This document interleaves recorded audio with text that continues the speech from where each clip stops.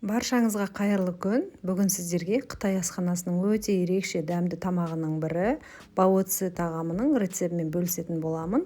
Видеоны соңына дейін қараңыздар. Ең алдымен бао булочкаларын жасайтын боламыз. Ол үшін бізге қамырын илеуге жылы су қажет болады, және де жылы сүт қажет болады. Барлық ингредиенттердің толық құрамын видеоның астына да жазып өтетін боламын. Және осылардың үстіне аштығымызды саламыз. Менде құрғақ аштығы.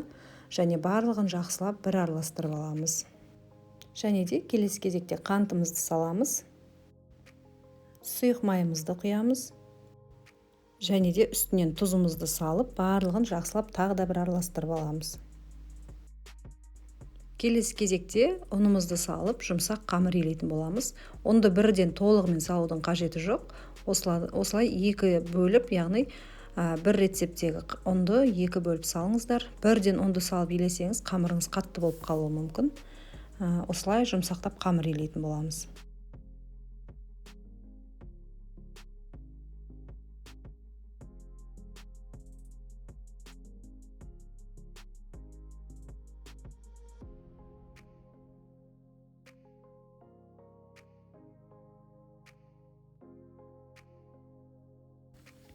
Қамырымыз өте жұмсақ болып иленеді, және илену барысында осылай басы біріккеннен кейін сармайымызды салып, тағы да бір сармай толық қамырға кіріп сіңіп кеткенше осылай қолымызбен мыжа отырып, тағы да бір илейтін боламыз.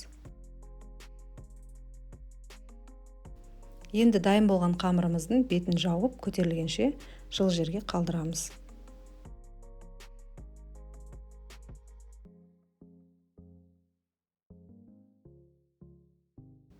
Біздің бао булочкаларымыз дайын болғанға дейін енді салмасына кірісетін боламыз. Ол үшін етті осылай турап аламыз, соломка етіп жіңішкелеп. Тауықтың еті, қойдың еті немесе жылқының етін қолдансаңыз да болады. Менде сиырдың еті. Барлық еттерімізді осылай жіңішке етіп, жақсылап турап аламыз.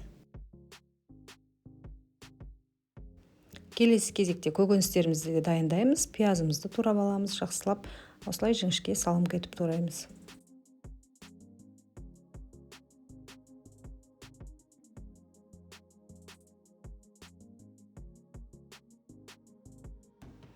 Келесі кезекте қалауыңыз бойынша бұрыштарды саламыз.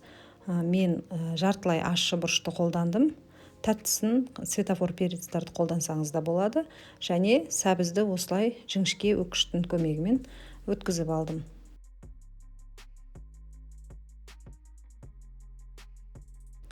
Келесі кезекте чесногымызды да тураймыз. Мен 3-4 тіше чеснок қолдандым.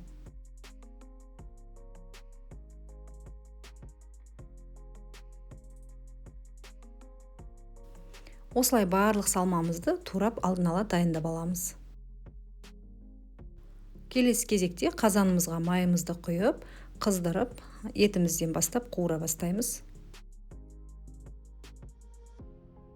Етті салғаннан кейін суы шыққанша осылай бастапқыда қатты отта осылай қуырып аламыз. Сыртынан ақ корочка пайда болғанша, одан кейін баяу отта 15-20 минут астын басып, суы тартылғанға дейін ұстаймыз.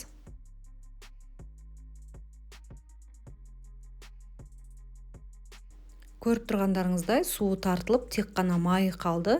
Енді көкөністерімізді шетінен ретімен салатын боламыз. Мен бұл жерде бірінші пиязды салдым, және пияз жұмсарып, жақсы болғанға дейін тағы да бір қуырып аламыз.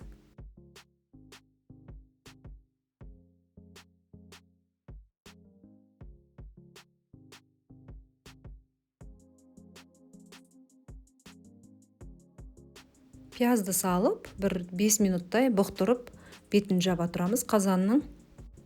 Пиязымыз жұмсарып, осылай жақсы қуырылғаннан кейін үстіне теркадан өткізілген сәбізімізді саламыз.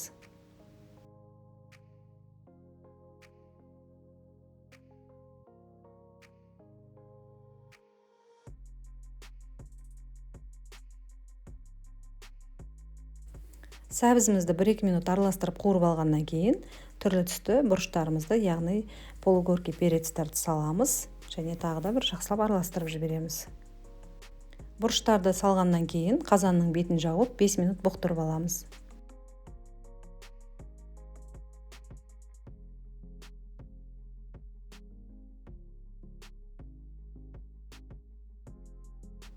Келесі кезекте чесноктарды саламыз.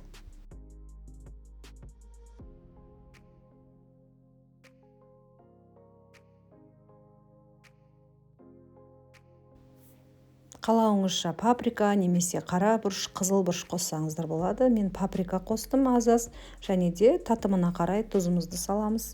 Жақсылап тағы да араластырамыз.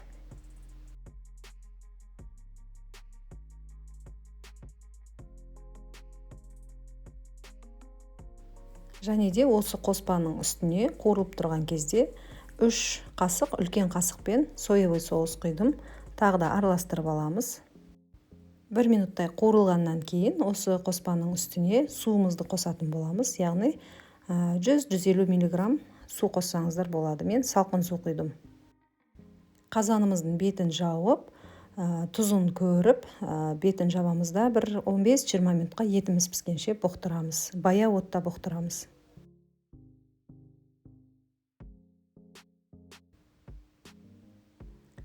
Біздің начинкамыз дайын болды, яғни салмамыз дайын. Бау булочкаларымыздың да қамыры ашып дайын тұр. Енді осы қамырымен булочкаларымыздың формасын беретін боламыз. Көріп тұрғандарыңыздай қамырымыз өте жұмсақ әрі жақсы көтерілді.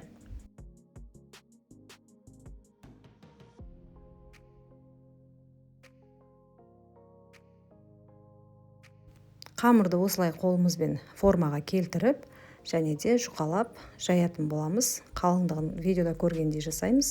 Өте қалың болудың да қажеті жоқ. Егер қамыр қолыңызға жабысып жатса, жұмыс жасау барысында оқтауды және де столдың үстін және қамырды аз-аз майлап алуға болады. Осылай жақсылап екі жағын аудара отырып жаятын боламыз.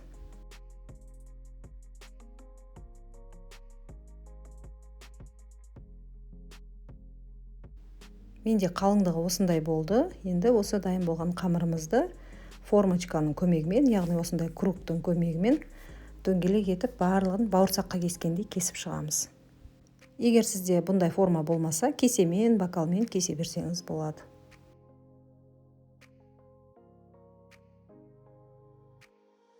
Осылай барлығын кесіп аламыз және артылған қамырларымызды жинастырып, тағы да тындырып қойып, барлығымен толық осылай жайып жұмыс жасаймыз. Кесіп шыққан қамырларымыздың бетін осылай сұйық маймен аздап майлап шығамыз. Бір-біріне жабыспас үшін. Екі бетін беттестіргенде бір-біріне жабысып қалмау керек.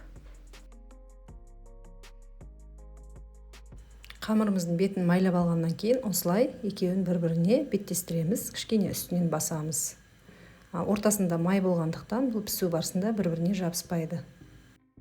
Дәл осылай барлық қамырларды осылай екі бетін беттестіріп шығамыз және де мантаваркаға пісіріп аламыз. Бір 20 минутта піседі қамырлар.